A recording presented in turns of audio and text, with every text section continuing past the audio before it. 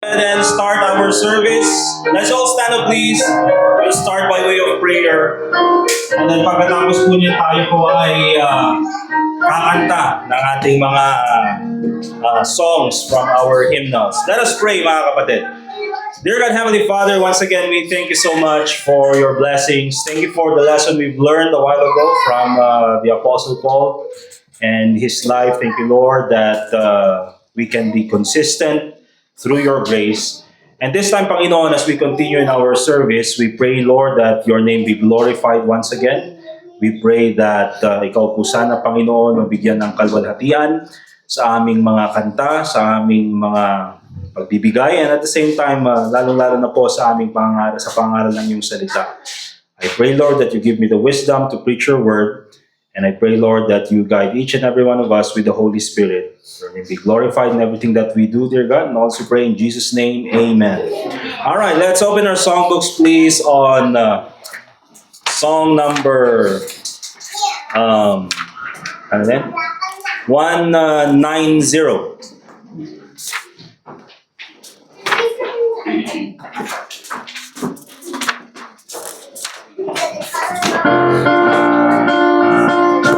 Song number 190, Wonderful, Wonderful Jesus. All together in the first stanza. There is never a day too dreary. There is never a night so long. But the soul that is trusting Jesus will somewhere find a song. Wonderful, wonderful Jesus, in the heart he implanted a song of deliverance, of courage, of strength. In the heart he implanted a song. There is never a cross so heavy. There is never a weight of woe, but that Jesus will help to carry, because he loved it so. Wonderful, wonderful Jesus, in the heart he implanted a song of deliverance, of courage, of strength. In the heart he implanted a song.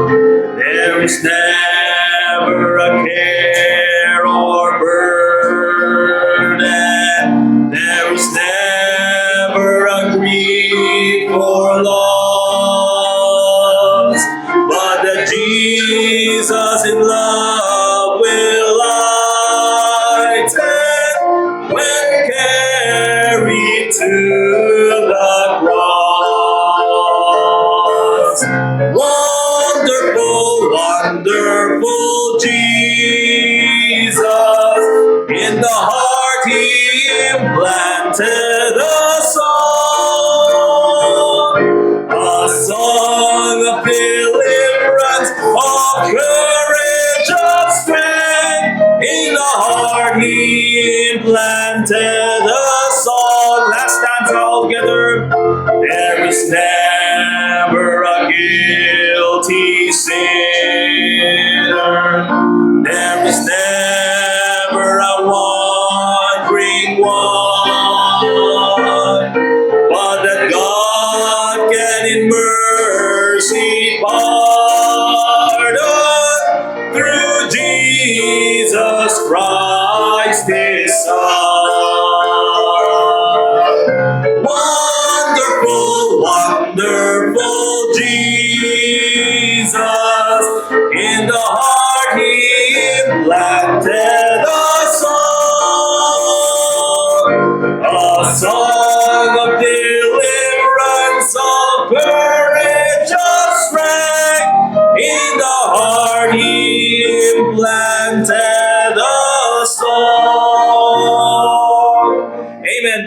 please. We'll sing one more song. Song number 179, Such Love.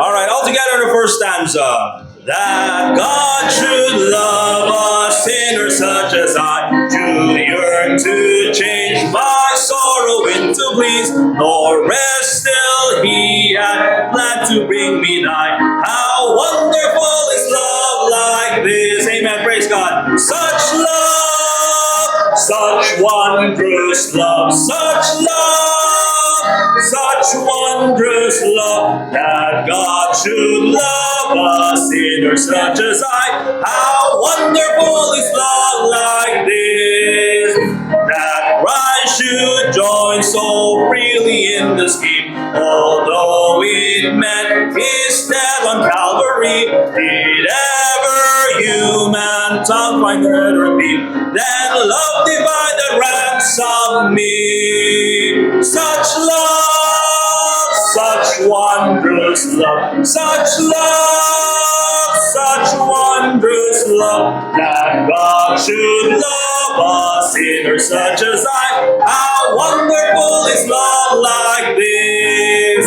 that for a willful outcast such as I, the Father planned, the Savior bled and died, redemption for a worthless slave to buy, who love and loves grace divine. Such love, such wondrous love, such love, such wondrous love, a sinner such as I. How wonderful is love like this. Last stanza. And now He takes me to His heart as I. He asks me not to fill a servant's place. The far off country wanderings all are done. Wide open are His arms of grace. All together. Such love, such wondrous love, such love, such wondrous love, that God should love a sinner such as I. How wonderful is love like this. Amen. Praise God mga kapatid. Wonderful singing, such love. Alright, let's go ahead sa ating mga announcements. Ito ni Virgin Mark, ilan naman please, bulletin please. Alright, kunin niyo yung mga bulletins nyo. And thank you. Alright, lahat na ba may bulletins mga kapatid? Okay, so meron tayong mga updates doon po sa mga bulletins natin. Andyan si Brother Edgar, siya po yung magbibigay ng mga bulletin. Okay? So for now, dalawa lang yung announcement natin. Remember po that we should join yung ating mga soul-winning schedules on Wednesday. Sa Wednesday, mga kapatid, we'll be there at 4 p.m. doon sa Burnham. So for instance, probably hanggang 5:30 or 6, andun kami. So, if ever tapos na kayo ng work, tapos na kayo ng trabaho nyo, tapos na kayo sa job ninyo, and nandun pa rin kayo sa Burnham, and you want to join us sa ating soul winning, you're welcome to join. Diba? So, andun tayo, and then we can sit there and enjoy the music. Hindi, doon po tayo doon tayo sa skating rink. Pero ngayon, tinanggal na yung stage eh. So, probably, mas magiging tahimik na doon sa Rose Garden. Okay? So, Saturdays also, 9 a.m. doon tayo sa Rose Garden or Burnham. And then, of course, later on in the afternoon, meron tayong soul winning after the afternoon service. Okay? And so let's continue also to pray, and wag natin kakalimutan yung ating May 3, yung ating missions emphasis. Okay? So again, let's make sure na if we have extra, meron tayong extra na pera, we can put it doon sa ating missions fund. Alright? Okay, so prayer requests. We have a prayer request para po dito, especially dito sa ating place, dito sa ating lugar. Again, we know mga kapatid that in this place we asked a favor doon po sa Cancino family that if they would allow us to use this place, and they binigay sa atin ng free. But also at the same time, mga kapatid, sila mismo, because it's a business that they're running, yung rent nila is tinaas.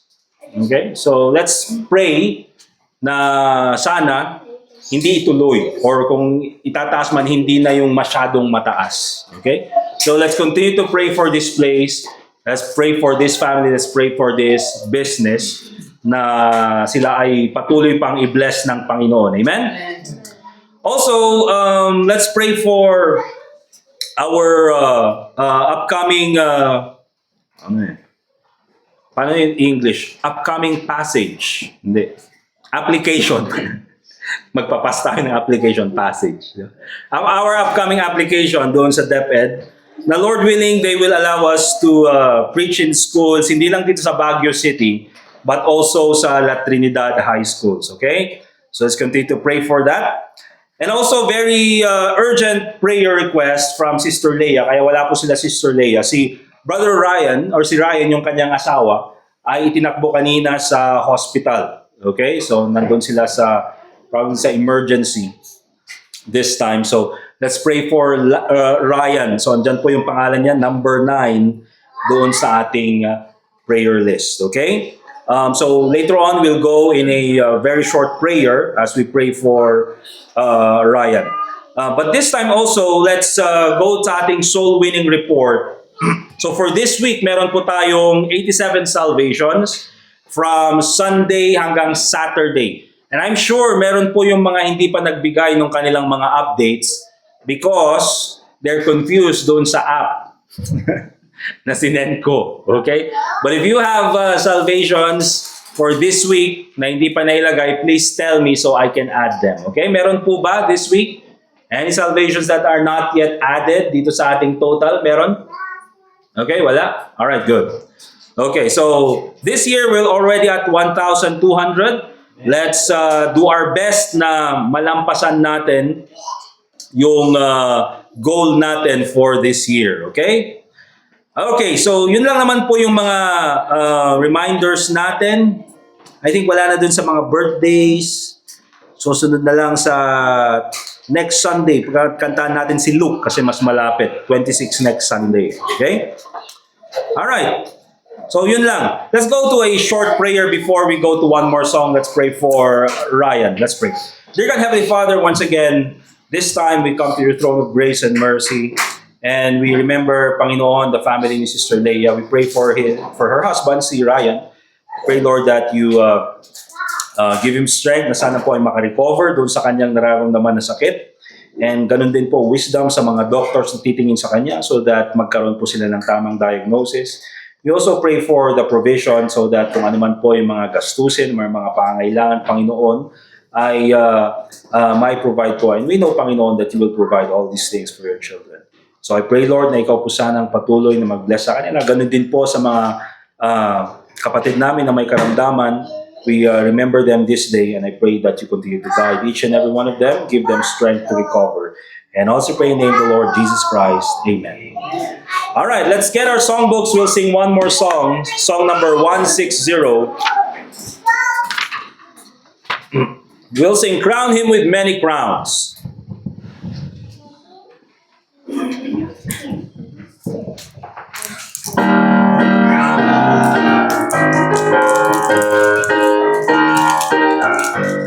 All right, all together in the first stanza.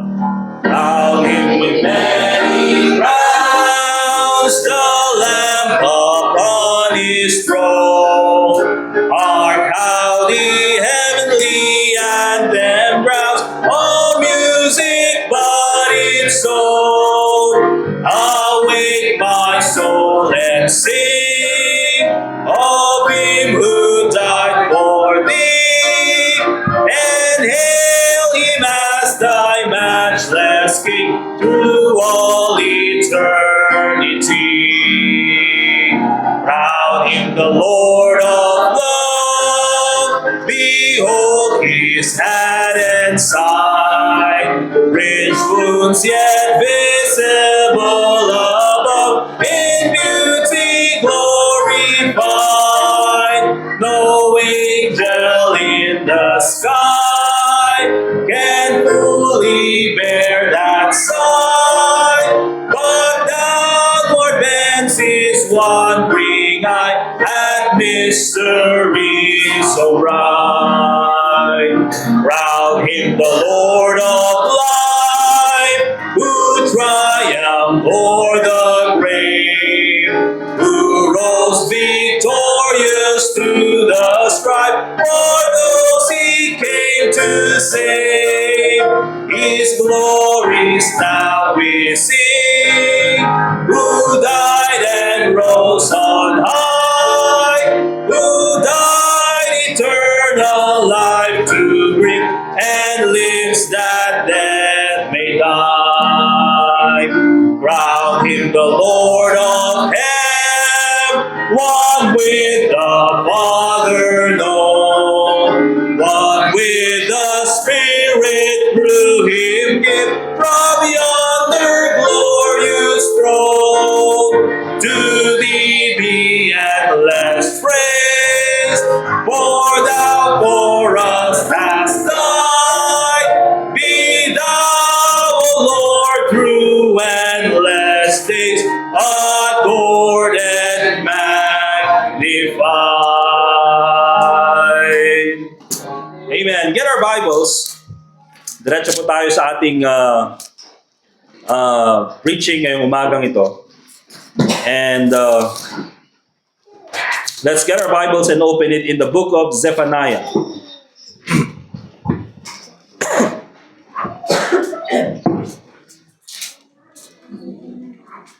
Let's open the book of Zephaniah and we'll read Zephaniah chapter 3.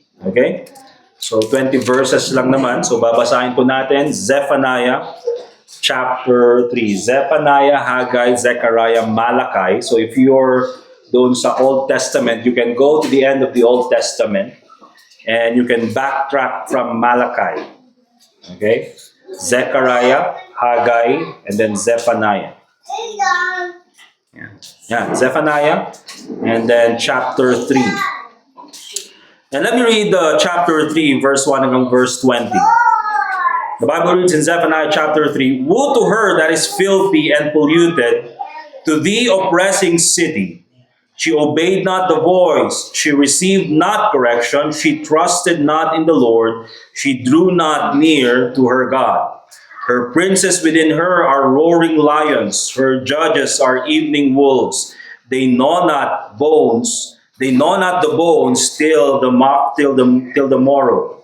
Her prophets are light and treacherous persons. Her priests have polluted the sanctuary. They have done violence to the law. The just Lord is in the midst thereof. He will not do iniquity. Every morning doth he bring his judgment to light. He faileth not, but the unjust knoweth no shame. I have cut off the nations, their towers are desolate. I have made their streets waste, that none passeth by. Their cities are destroyed, so that there is no man, that there is none inhabitant. I said, Surely thou wilt fear me, thou wilt receive instruction, so their dwelling should not be cut off. Howsoever I punished them, but they rose early and corrupted all their doings. Therefore wait ye upon me, saith the Lord, until the day that I rise up to pray, for my determination is to gather the nations, that I may assemble the kingdoms, to pour upon them mine indignation, even all my fierce anger, for all the earth shall be devoured with the fire of my jealousy. For then will I turn the people a pure language, that they may call upon the name of the Lord to serve him with one consent. From beyond the rivers of Ethiopia, my suppliants, even the daughters of my dispersed, shall bring mine offering. In that day shalt thou not be ashamed for all thy doings, wherein thou hast transgressed against me. For then I will take away out of the midst of thee, them that rejoice in thy pride, and thou shalt no more be haughty because of my holy mountain. I will also leave in the midst of thee an afflicted and poor people, and they shall trust in the name of the Lord. The remnant of Israel shall not do iniquity, nor speak lies, neither shall a deceitful tongue be found in their mouth, for they shall feed and lie down, and none shall make them afraid. Sing, O daughter of Zion, O Israel, be glad and rejoice with all the heart of daughters of Jerusalem. The Lord hath taken away thy judgments, he hath cast out thine enemy. The King of Israel, even the Lord, is in the midst of thee. Thou shalt not see evil any more. In the day it shall be said to Jerusalem, Fear thou not, and to Zion, Let not thine hands be slack. The Lord thy God in the midst of thee is mighty. He will save. He will rejoice over thee with joy. He will rest in his love. He will joy over thee with singing. I will gather them that are sorrowful for the solemn assembly, who are of thee, to whom the reproach of it was a burden. Behold, at that time I will undo all that afflict thee, and I will save her that halteth, and gathereth her that was driven out. And I will get them praise and fame in every land, where they have been put to shame. At the time will I bring you again, and at the time that I gather you, for I will make you a name and praise among all people of the earth, when I turn back your captivity before your eyes, saith the Lord. And so this time, mga kapatid, in Zephaniah chapter 3, I'd like to focus muna on verse 1 and verse 2. And even in verse 3 and 4, okay? And so yung title po ng ating mensahe this morning is called The Sins of Jerusalem. Okay? The Sins of Jerusalem. Sabi ng Bible in verse 1, Woe to her that is filthy and polluted, to the oppressing city. Okay? So, very specific na binabanggit dito ng ating Panginoon, dito kay Zephaniah, is walang iba kundi yung syudad ng Jerusalem. And he calls her filthy. And he calls her polluted. And he calls her the oppressing city. Okay? And makikita po natin, mga kapatid, that even po doon sa panahon na yan, the reason why Zephaniah, ganyan yung kanyang pangangaral, is because in verse 3 and 4, he goes ahead and enumerates kung ano yung nangyayari doon. In verse 2, ang ginagawa dyan ni Zephaniah is he's just, giving us a bird's eye view of what's happening in Jerusalem. Sabi nga doon, she obeyed not the voice. She received not correction. She trusted in the Lord. She drew not near to her God. And basically, that's the outline, okay, of the sins of Jerusalem. Okay? 4 na binanggit ni Zephaniah. But then in verse 3, binigyan niya tayo ng a much detailed explanation on why is it. Because sabi niya dun sa verse 3, her princes within her are roaring lions. Yung mga politicians, the leaders within that city, they are called roaring lions. Ibig sabihin, they're hungry. They want to devour. Katulad nung sabi ng Bible in the book of Peter, where the Bible says that the devil is a roaring lion, walketh about, seeking whom he may devour. Okay? Na kumbaga sabi niya dito sa mga leaders within this city of Jerusalem, they don't really care about the people. They don't even care about God. They're just there for their own gain. Okay? At ganyan po yung kanilang society during that time. Their laws that they established are against God Himself. Even until now, mga kapatid, when you look at Jerusalem, it truly is filthy spiritually. You know why, mga kapatid? Because in that place, Christianity really is not accepted. No, sabi nila, meron ditong Christian church, meron ditong Judaism. Pero here's the thing, mga kapatid, you're not even allowed to preach the gospel in Jerusalem. You will be persecuted heavily for preaching the gospel, for preaching the Lord Jesus Christ. And so meron tayong mga missionaries na pupunta doon and, thinking that they can go ahead and share the gospel to the Jews. But you know what happens, mga kapatid? They have no converts. And oftentimes, yung mga Filipino missionaries na pupunta doon, ang magiging converts nila are fellow Filipinos, mga kapatid. Fellow Filipinos. Papaliktad ako doon, ha? Mga Pilipino. Dahil sila yung mag-accept ng gospel. But for the Jews that are there, they would not accept the gospel. Okay? And they are heavily persecuted, yung mga Christians, sa lugar na yun. Okay? Sabi nila, okay lang mag-share ng gospel dito. But actually, mga kapatid, you are not allowed, mga kapatid, to have converts from Judaism especially. Okay? And hindi lang yan, mga kapatid, it really is a filthy city. You know why? Because that's the headquarters ng LGBT. Okay? Diyan po yung palaging merong parade. Kung meron silang mga global parade, diyan po yung pinakamalaki. Doon sa Jerusalem. Okay? Hindi lang yan. Abortion is legal dyan sa Jerusalem. It truly is a filthy city Dahil bakit? Ganyan yung mga batas na pinapatupad sa lugar ng Jerusalem. And also in verse 3, he mentions, her judges are evening wolves. There's no justice basically.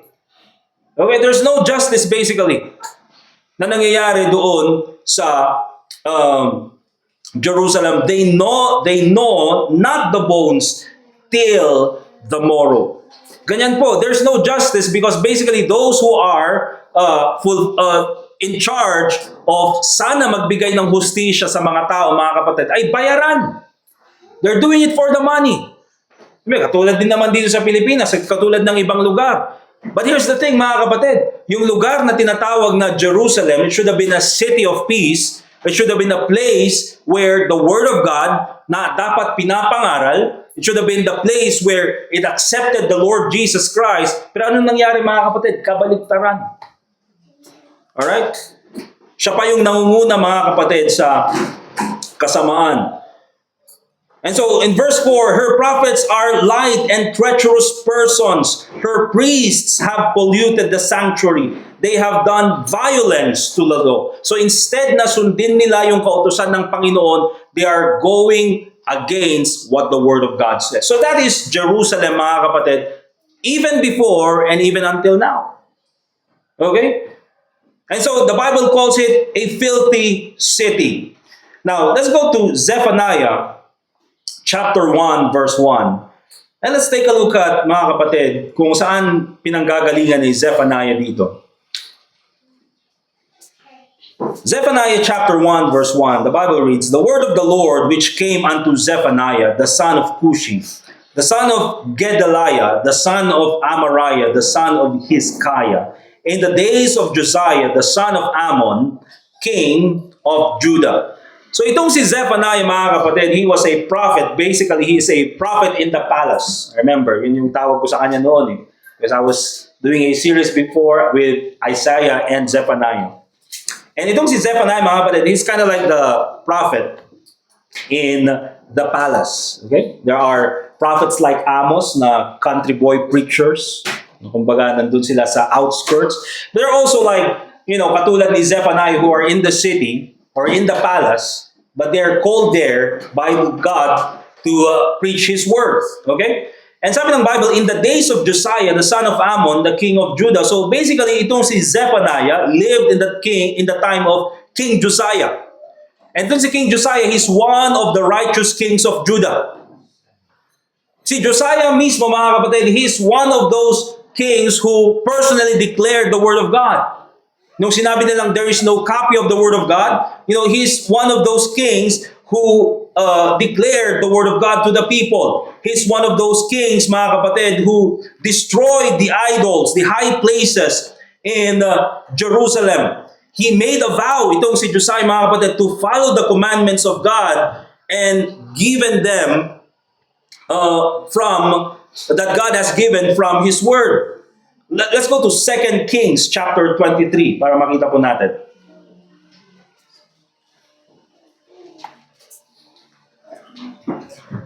2 Kings chapter 23. And notice in verse 25 and verse 27, the Bible reads, and like unto him was there no king before him that turned to the Lord with all his heart, and with all his soul, and with all his might. Ayan po si Josiah, mga kapatid. Di ba? According to all the law of Moses. So, talagang bumalik siya sa Panginoon. And not only that, but he followed what the Word of God says, what the law says. Neither after him arose there any like him. But here's the thing, mga kapatid. Verse 26, notice this. Notwithstanding, the Lord turned not from the fierceness of his great wrath. So you see, Josiah, he was the king during that time. And then before him were wicked kings, idolatrous kings. Pero nung si Josiah ang naging hari, mga kapatid, he turned to the Lord. Sabi ng Bible, with all his heart, with all his soul, and with all his might, according to the law of Moses. However, ang nangyari dito, mga kapatid, God's mind was already made up. Eh sabi niya ganyan, He will not turn from the fierceness of His great wrath, wherewith His anger was kindled against Judah, because of all the provocations that Manasseh had provoked him withal. Dahil sa isang nakaraang hari na si Manasseh. Okay? And the Lord said, I will remove Judah out of my sight. I have removed Israel. Tapos na yung northern kingdom of Israel. And will cast off this city, Jerusalem, which I have chosen, and the house which I said, my name shall be there. Okay? Now let's go back to Zephaniah.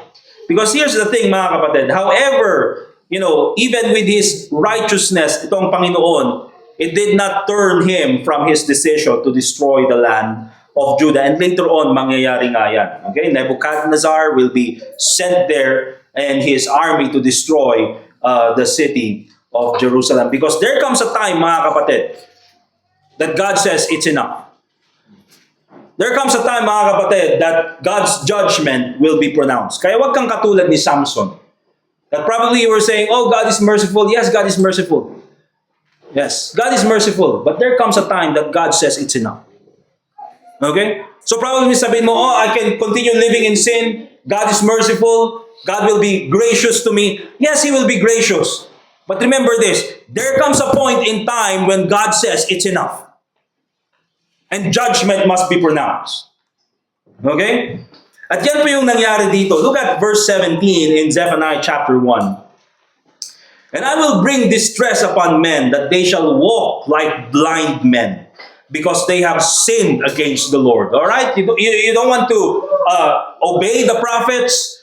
Nagpapadala ako ng prophets, sabi ng Panginoon, I send you prophets so that you will listen to my word, but you will not obey them. Okay, sige. You will walk like blind men because they have sinned against the Lord. And their blood shall be poured out as dust, and their flesh as the dung. Verse 18, neither their silver nor their gold shall be able to deliver them in the day of the Lord's wrath.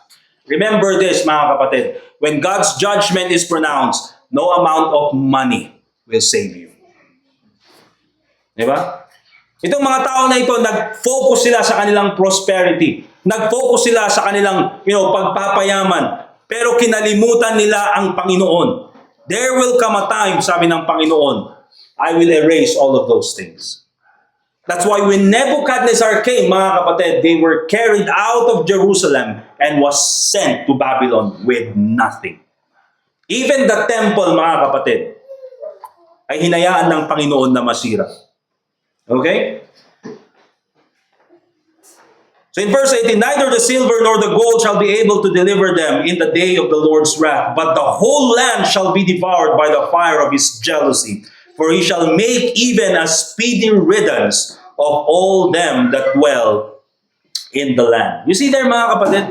Ganyan po ang judgment ng Panginoon. Kaya siguro akala natin, oh, I'm already saved. I'm going to heaven when I'm sure nandyan ang biyaya ng Panginoon sa akin. Yes, God's judgment or God's grace will always be there. But here's the thing, later on titignan natin, God's chastisement is also there. Alright? So let's go to our outline, mga kapatid. What are the sins of Jerusalem na itong si Zephaniah has outlined in Zephaniah chapter 3? In verse 2, sabi ng Bible, she obeyed not the voice. She obeyed not the voice. Unang-una, mga kapatid, what are the sins of Jerusalem? She disobeyed the prophets of God. Ayaw niyang pakinggan yung salita ng mga propeta, ng mga mangangaral ng Diyos. Okay? So one of the sins of Jerusalem was they would rather listen to lies of false preachers rather than the truth of God's word.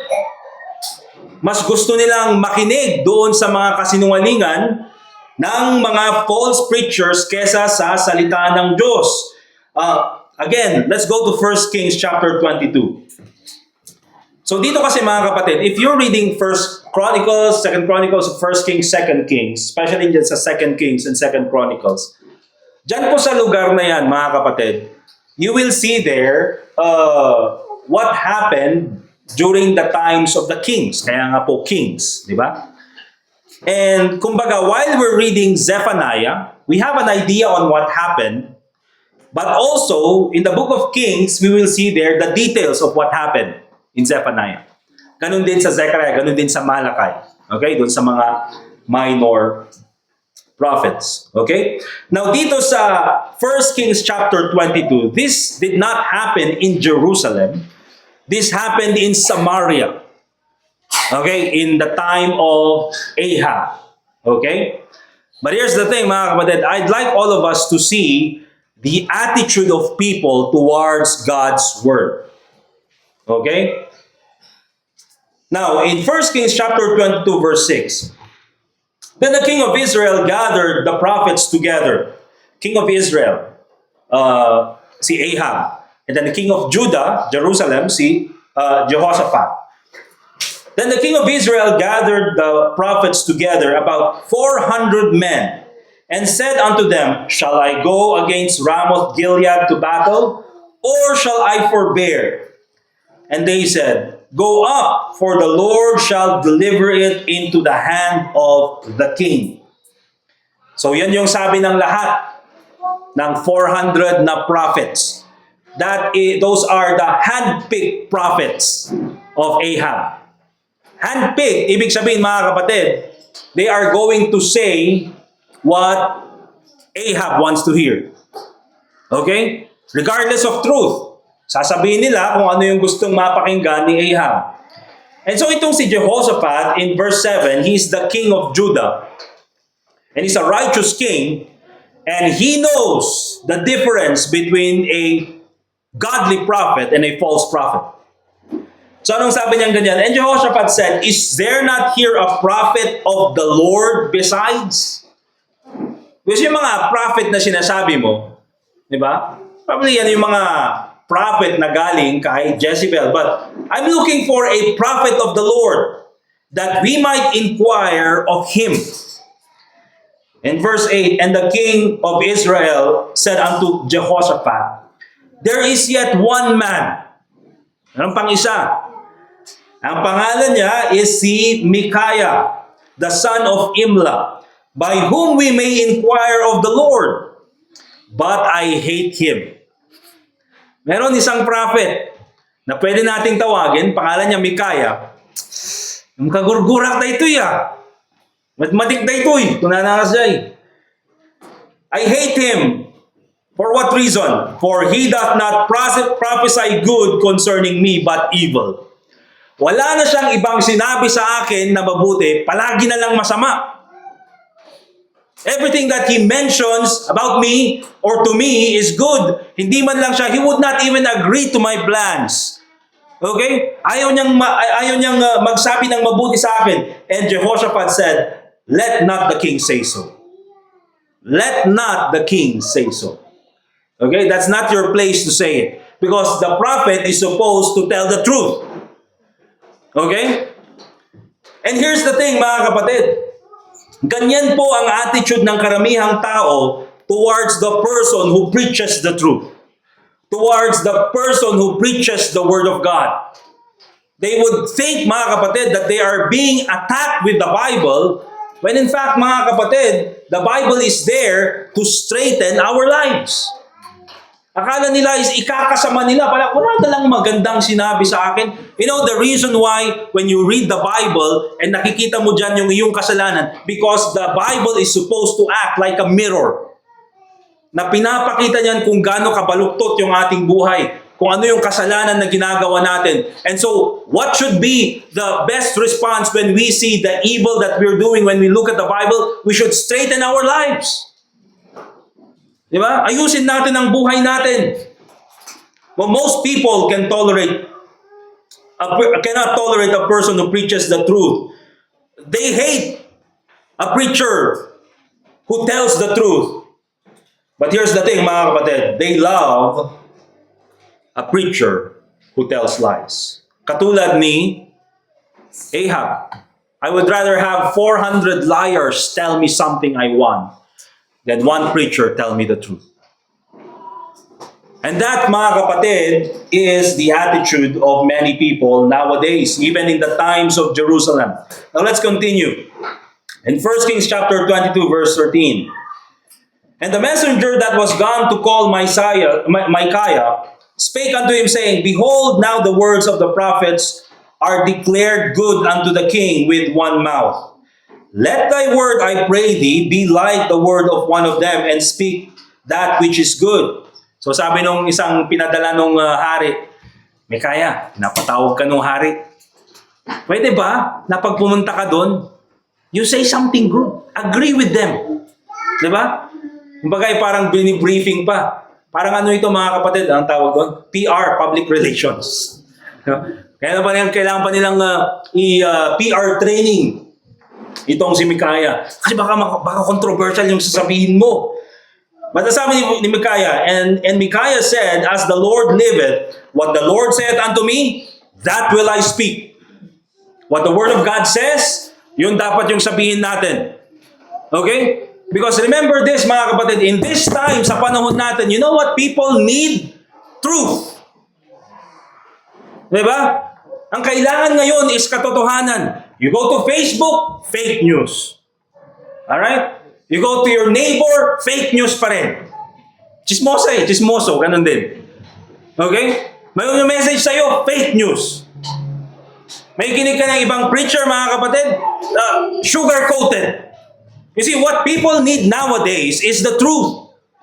Because people nowadays, they are more concerned on people's feelings than the truth. Huwag nating sabihin, baka masaktan sila. They might get hurt about what we say, about what we preach. But here's the thing, mga kapatid, we need the truth. Kasi ang nagbibigay sa atin ng kalayaan, at tulad sabi ng Bible, is the truth. See, people nowadays want to continue in their path of destruction. Later on, titignan po natin yan. Now, in verse 20 to verse 23, let's take a look at 1 Kings chapter 22. And the Lord said, who shall persuade Ahab that he may go up and fall at Ramoth Gilead? And one said on this manner, and another said on that manner. And there came forth a spirit, and stood before the Lord, and said, I will persuade him. Okay? And the Lord said unto him, wherewith? And he said, I will go forth, and I will be a lying spirit in the mouth of all his prophets. And he said, thou shalt persuade him and prevail also. Go forth and do so. So ang ginawa ng Panginoon is that God allowed this spirit to be a lying spirit in the mouth of all these 400 prophets. Why did God allow that? Because whatever truth na mapapakinggan ni Ahab, he will not listen to it. Okay, ayaw niyang pakinggan yung katotohanan. So God allowed this lying spirit na pumunta doon sa mga 400 prophets na yon, verse 23, now therefore, behold, the Lord hath put a lying spirit in the mouth of all these thy prophets, and the Lord hath spoken evil concerning thee. So here's the thing, mga kapatid. All these preachers who preach the prosperity gospel, all these preachers na sinasabi nila, there's nothing wrong with you. You're okay.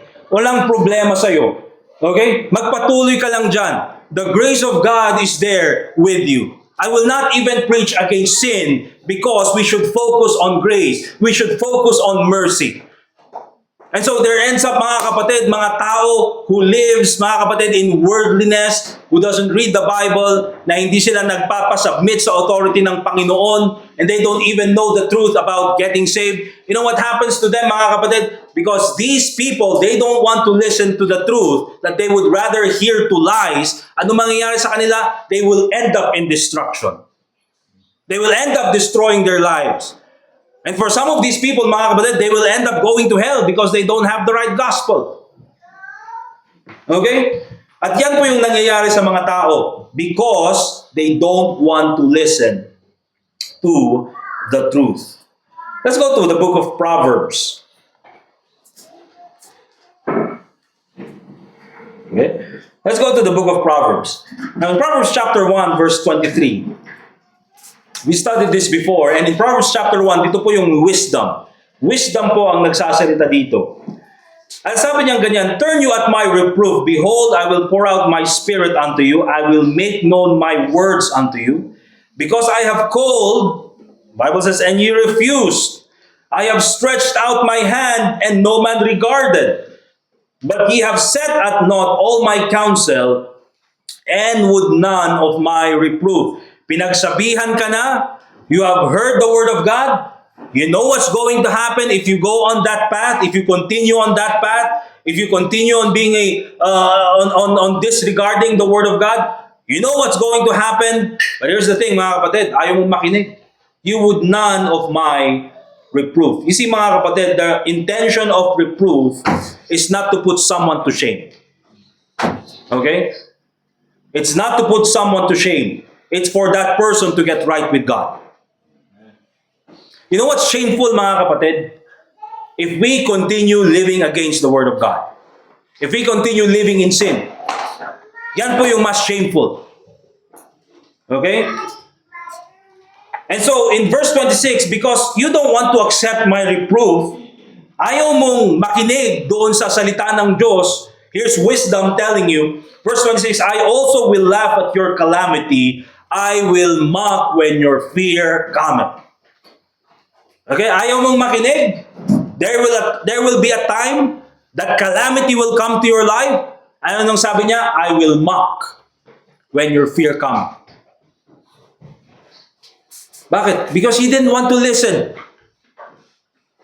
Pinagsabihan ka na, ayaw mong makinig.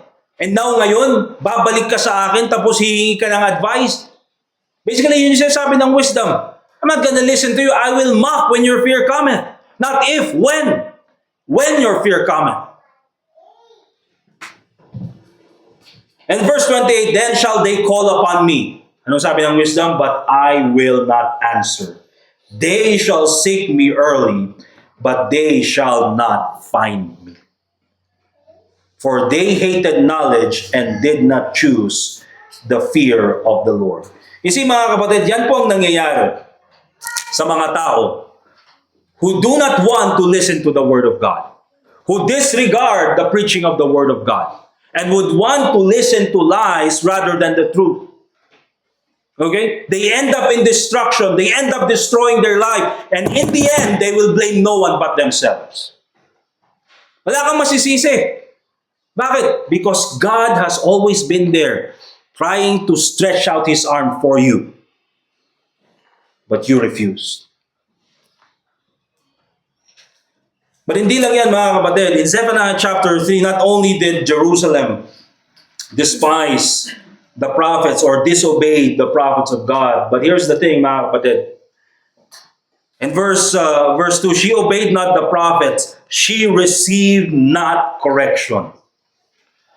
You see, it is normal, mga kapatid, sa isang anak ng Diyos to be corrected by God. You know why? Because we're sinners. There comes a time, mga kapatid, that we make mistakes. Nakakagawa ng kasalanan because of our pride, because of our, sabihin nating, insubordination, rebellion to the Word of God. And because God is a righteous Father, because God is a righteous God, anong gagawin niya, mga kapatid? He is going to chastise us. Okay? Look at Revelation chapter 3, verse 19. Revelation chapter 3 and in verse 19. Because ang nangyari, mga kapatid, Jerusalem has been punished many times by God. I mean, you see that. They have their scriptures. They can read the book of Judges. At malalaman nila how God has always, given chastisement because of them serving other gods, because of their idolatry, because of their sins. And yet, mga kapatid, they never learn. Okay? In Revelation chapter 3 verse 19, sabi ng Bible, as many as I love, I rebuke and chasten. I tell them their fault, and then I chasten them. Chastisement. And remember this, mga kapatid, that the chastening of God is a symbol of God's love toward His people. Remember that. It's Hebrews chapter 12. Okay? Kaya sabi niya ganyan, as many as I love, in Revelation 3:19, I rebuke and chasten. Basically, mga kapatid, if you take a look at the Bible, makikita natin how God has revealed His love towards us.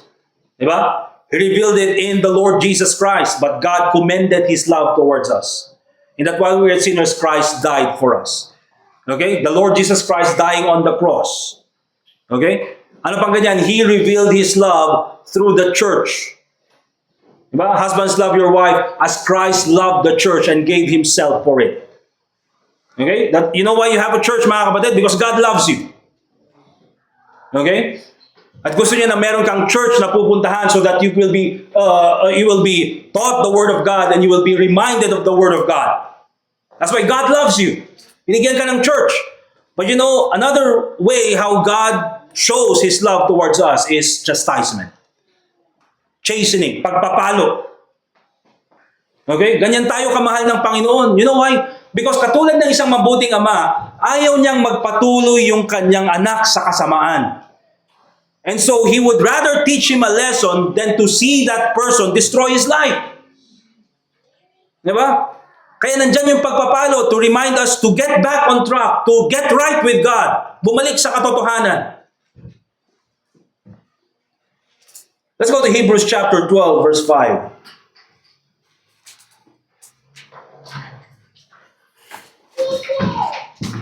And itong mga tao in Jerusalem, mga kapatid, instead of thanking God for chastening them, instead na magpasalamat sila sa Panginoon, they hated God more.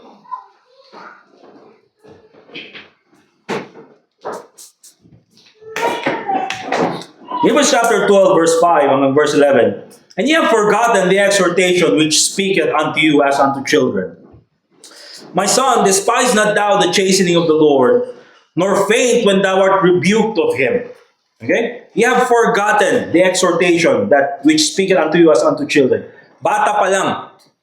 I remember, di ba, nung bata pa tayo, sinasabihan tayo, bakit ka pinalo? Kasi mahal ka namin dahil gusto naming maging mabuti kang anak or mabuti kang tao paglaki mo. Di ba? My son, despise not thou the chastening of the Lord, nor faint when thou art rebuked of Him. You see? Oftentimes, pag pinalo, is nagagalit doon sa nagpalo. Pero sabi na niya rin, nor faint when thou art rebuked. Pag ikaw pinagsabihan, don't be discouraged. You know why? Because when the Lord chastens you, when the Lord rebukes you, that means He loves you. He cares for you. So when the preacher rebukes you, when the preacher tells you that you're doing bad, mga kapatid, that is God telling you that He loves you. Because ayaw niya magpatuloy ka sa kasamaan. For whom the Lord loveth, He chasteneth and scourgeth every son whom He receiveth. Verse 7, if ye endure chastening, God dealeth with you as with sons, for what son is he whom the Father chasteneth not? Okay, kung ikaw ay pinalo ng Diyos, yun ay dahil anak ka niya. Verse 8, but if ye be without chastisement, whereof all are partakers, then are ye bastards and not sons. And sometimes they will wonder, buti pa yung iba. They're living in wickedness and they are not being chastised of what they're doing. You know why, mga kapatid? Because they're unbelievers. Diba? Hindi sila anak ng Diyos. And later on, their actions will be the judgment of what they've been doing.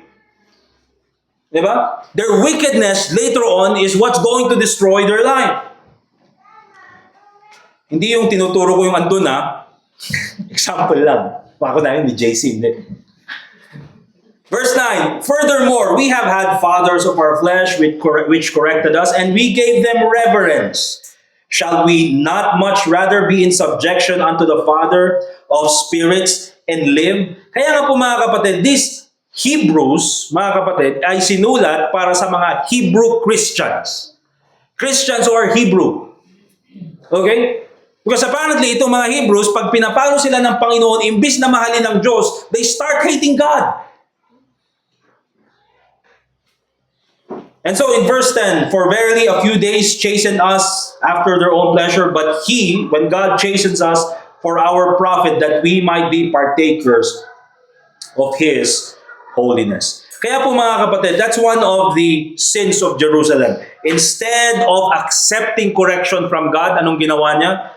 They rejected that correction and they despised the punishments of God. Another thing, mga kapatid. Okay, we'll do it quickly for the sake of time, okay? Alam niyo naman tayo, hindi tayo maabot ng 11:30, amen? Amen pa kayo dyan, no?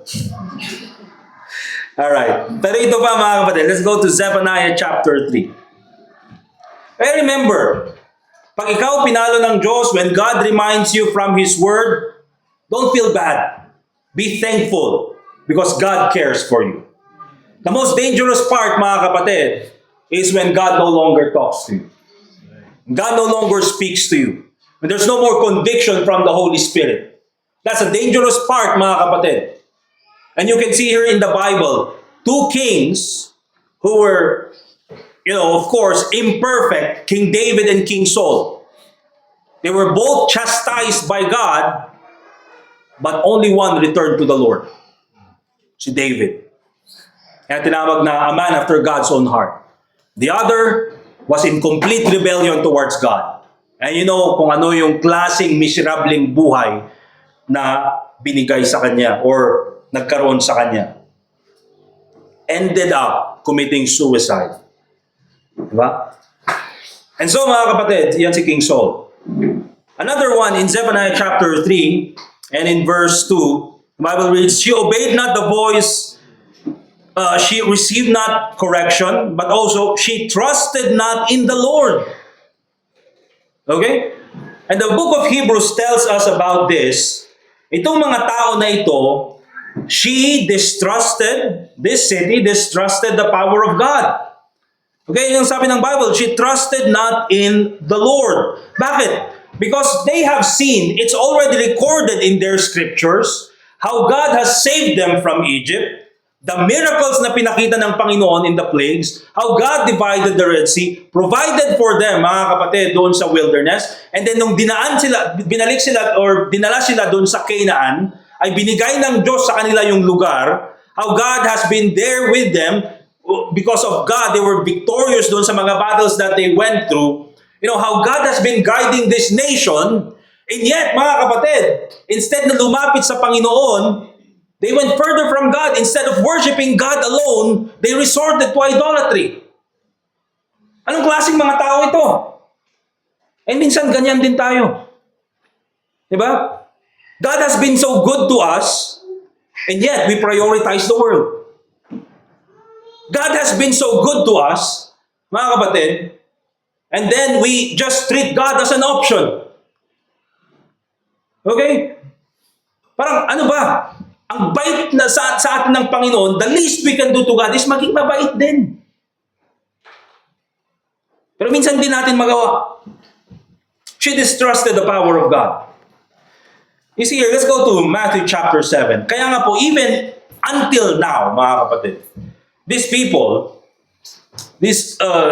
in Jerusalem, okay, even until now, they're very anti-Christ. Ayaw nila sa Panginoon. Ayaw nila kay Jesus Christ. They claim na, mahal namin ang Diyos. But here's the thing, mga kapatid. If you deny the Lord Jesus Christ, you deny God. No man cometh unto the Father but by me, the Lord Jesus Christ said. Okay? So in Matthew chapter 3 verse 7, ito yung sabi ni John the Baptist sa kanila. But when he saw many of the Pharisees and Sadducees come to his baptism, he said unto them, O generation of vipers, who hath warned you to flee from the wrath to come? Bring forth therefore fruits meet for repentance, and think not to say within yourselves, we have Abraham to our father. For I say unto you that God is able of these stones to raise up children unto Abraham. So akala ng mga Jews, mga kapatid, is that because they are of the seed of Abraham, or because they are of the line of Abraham, they're okay with God. Okay? Kaya ang sabi agad dito, mga kapatid, in Matthew chapter 3, in Matthew chapter 3, ang sabi agad dito, huwag niyong isipin huwag niyo ipagmalaki. Sabi niya ganyan, huwag niyong ipagmalaki. Think not within yourselves, we have Abraham to our father. For I say unto you that God is able of these stones to raise up children unto Abraham. Kaya wag po kayong maniwala, mga kapatid, because there are people nowadays, and even until now, I've heard this before, and minsan napapakinggan ko ngayon, that because itong mga Israelites, because they are of the line of Abraham daw, because they are Jews, because galing daw sila sa linya ni Abraham, is automatically they're saved. Hindi po mga kapatid. Salvation in the Bible is by grace through faith in the Lord Jesus Christ. And so if they deny the Lord Jesus Christ, even if they're living in Jerusalem, even if sabihin na nila, for example, they know 100% by miracle that they know that they are of the line of Abraham, they will still not be saved because salvation is by grace through faith in Christ. If they deny the Lord Jesus Christ as their Savior, they're not saved. Diba? Now let's go to Galatians chapter 3. And why do we say that, mga kapatid? Because in Galatians chapter 3 and even Romans chapter 4, makikita natin, how was Abraham saved? By faith. So in Galatians chapter 3, verse 6, makikita po natin, even as Abraham believed God and it was accounted to him for righteousness. So how was Abraham saved? By faith. Amen po ba, mga kapatid? Don't believe doon sa mga sasabing, oh, in the Old Testament, they are saved because of giving all the sacrifices, giving the sacrifices on the temple. Hindi po, mga kapatid. In Hebrews chapter 10, ang sabi ng Bible, that with all those sins, there's always a remembrance of sin every year. With all those sacrifices, there's always a remembrance of sin every year. For the blood of bulls and goats can never take away sins. Yun sabi ng Bible in Hebrews chapter 10. Okay? Kaya po, mga kapatid, itong si Abraham, he was saved because he believed God, because of faith. It was counted to him for righteousness. Verse 7, know ye therefore that they which are of faith, the same are the children of Abraham. Do you trust the Lord Jesus Christ as your Savior? Say amen. Amen. Diba? Yan yung faith. And so sabi ng Bible, they which are of faith, katulad natin, the same are the children of Abraham. If you have faith in the Lord Jesus Christ, you trusted the Lord Jesus Christ as your Savior, you are a child of Abraham. Tayo yung child ni Abraham. And then sabi niya ganyan in verse 8, and the scripture foreseeing that God would justify the heathen through faith, preached before the gospel unto Abraham. So alam ni Abraham yung gospel, saying, in all these shall all the nations be blessed. Titignan natin later on yun. So then they which be of faith are blessed with faithful Abraham. So ano yung sinasabi doon in verse 8? In thee shall all nations be blessed. Let's go to Genesis chapter 22, verse 16. Look at Genesis chapter 22 and verse 16. The Bible reads, and said, by myself have I sworn, saith the Lord, for because thou hast done this thing, and hast not withheld thy son, thine only son, that in blessing I will bless thee, and in multiplying I will multiply thee, as the stars of the heavens, and as the sand which is upon the seashore, and thy seed, singular, shall possess the gate of his enemies, and in thy seed shall all the nations of the earth be blessed, because thou hast obeyed my voice. Kaya po mga kapatid, yung binabanggit dyan in Galatians chapter 3, okay, is yung mga Kristiyano, those who trust the Lord Jesus Christ as their Savior. They are blessed with faithful Abraham. Okay, let's go back to Galatians chapter 3, verse 14. Hindi pa tayo tapos dyan. Galatians chapter 3.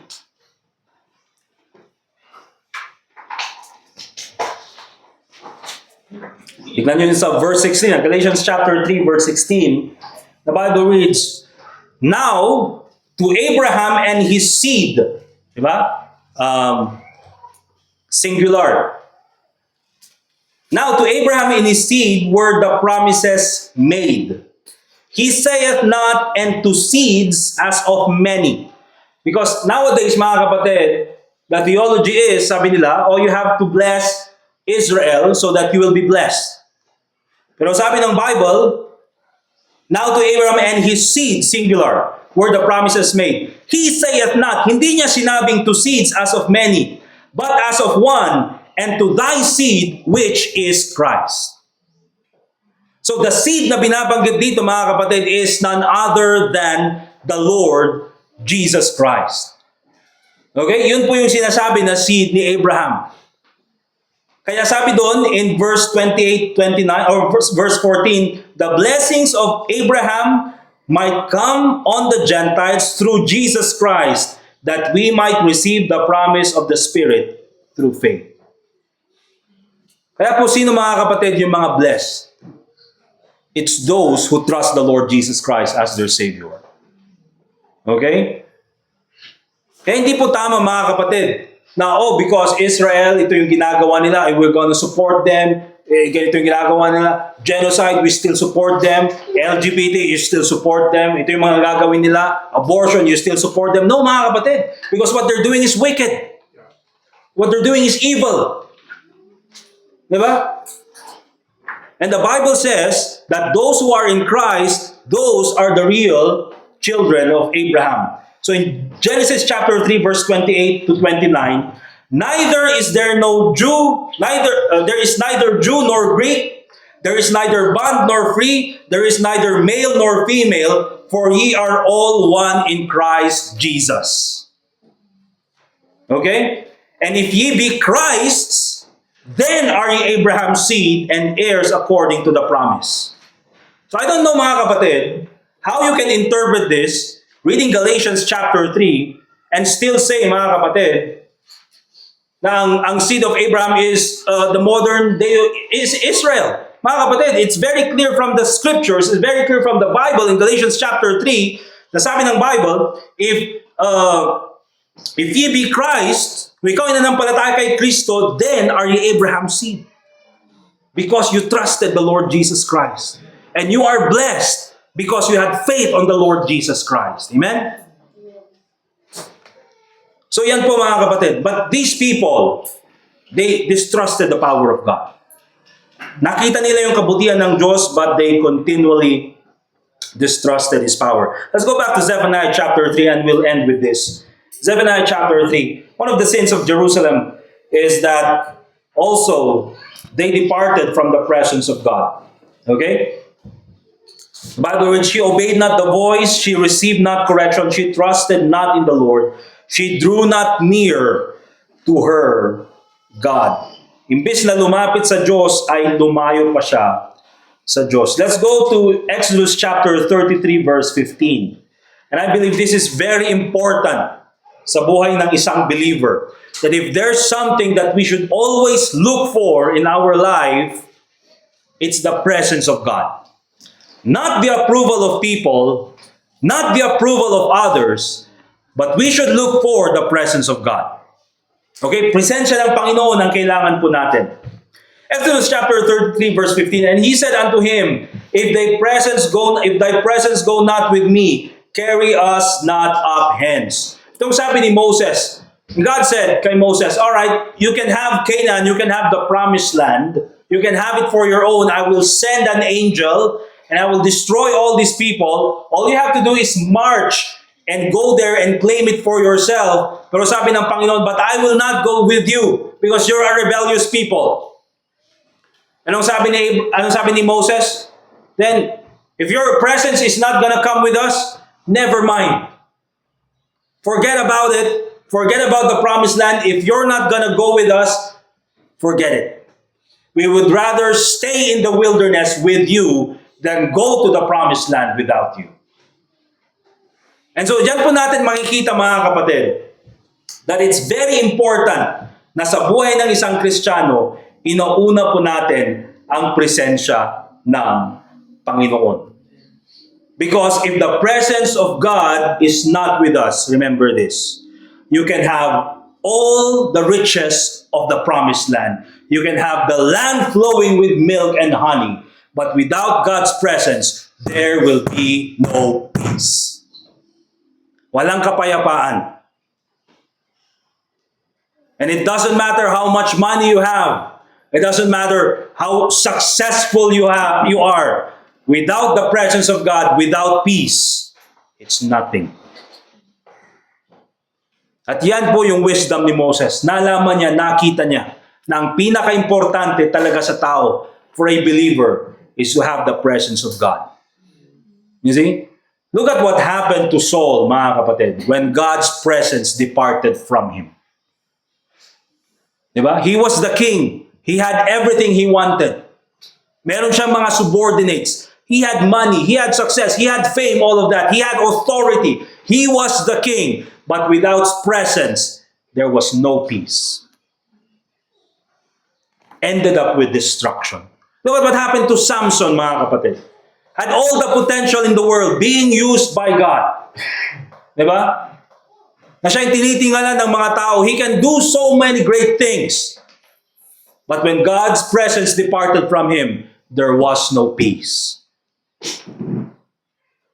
Ended up in a destroyed life. And so mga kapatid, these are all the sins of Jerusalem. And in many cases, this is all the sins of the people nowadays. Okay? So it's very important that for us as Christians, don't follow the sins of Jerusalem. When we hear the preaching of the Word of God, because we know it's truth, we apply it. It may hurt us, mga kapatid, but it's what we need. Amen? Okay? And when God chastises us, pag tayo pinalo ng Panginoon, don't get bitter with God. Okay? Get close to Him. Because that is God showing that He loves you. Let's continue to trust in the power of God. We have already seen how God has been so faithful to us, so good to us. Let's prioritize Him. And of course, mga kapatid, let's always seek God's presence. Yan po yung pinaka-importante sa buhay natin. Let us pray. Dear God, Heavenly Father, once again, we thank you for this time na kami po ay nakapakinig ng iyong salita. Once again, Lord, we thank you for your word that gives us comfort, that strengthens our life. I pray, Lord, that you continue to bless each and every one of us as we continue in our service this morning. Your name be glorified, Panginoon, sa lahat ng aming gagawin. And also as we continue to pray for one another, as we continue to let this message work in our lives, your name be glorified, Panginoon. And also pray in the name of the Lord Jesus Christ. Let's continue to pray, mga kapatid. And this time, let's make a commitment na tayo po ay ayusin natin ang buhay natin. Let us focus on the truth of the Word of God. Let us accept the correction of God. Tanggapin po natin, lahat tayong aguraan niya po Diyos, kakabsan. And also, tayo po, piliin natin ang presensya ng Panginoon. Let us prioritize God sa buhay natin. Sige po, let's make a decision this morning.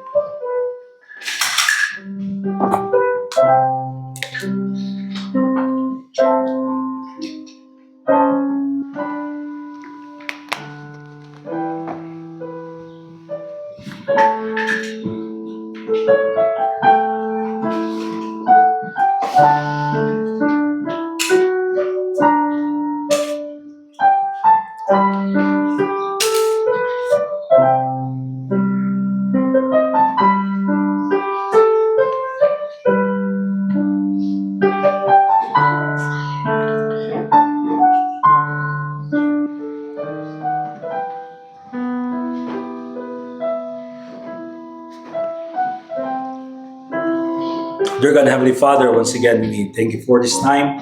Salamat po, Panginoon, sa panalangin ng bawat isa. And also, Lord, we thank you for the privilege to pray. I pray, Lord, that you continue to bless each and every one of us as we continue our service. We also pray, Lord, for the offering that we're about to give. Muli po, Panginoon, nawa po ito ay magamit po sa iyong kalwalhatian. And I pray that you continue to bless each and every one of us as we continue to serve you. And also pray in the name of the Lord Jesus Christ. Amen. Alright, let's go ahead and prepare po natin yung ating mga offerings. And we'll give our offerings to the Lord.